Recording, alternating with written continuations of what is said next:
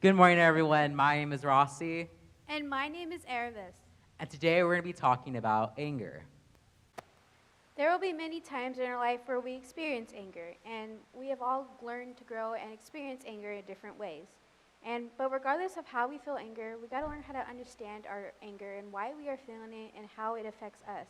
Because the way we understand our feelings, it can't be easy. It's never going to be easy. I know I have a hard time understanding my feelings, but the most important thing to do is to understand our feelings and how to control them.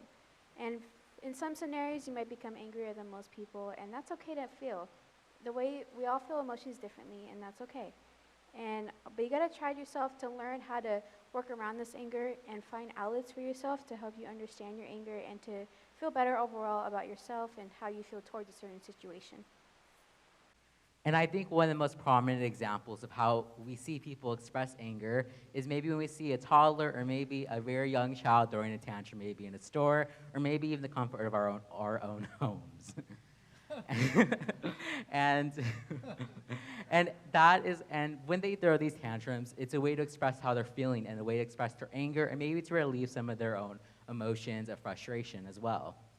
And obviously, now we know in ourselves, or hopefully we know, that throwing tantrums whenever we get upset over something or maybe feel angered isn't the best way to go about things. But something that's important, I feel, to take away from this about tantrums as a whole is that this was a way to express our emotions and to relieve our feelings from a very young age.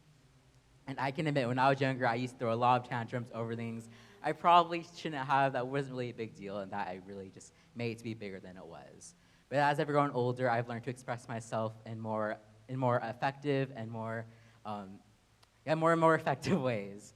And through this, I've learned to reflect on my own emotions and to maybe realize that, hey, maybe it wasn't the end of the world I didn't get that chocolate bar, or maybe it wasn't the end of the world in many of these scenarios that we feel anger in.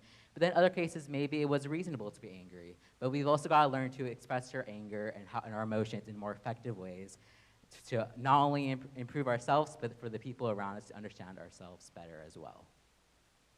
And at this time, children may go to Sunday school. And And we we hope hope you you have have a a great great day. day.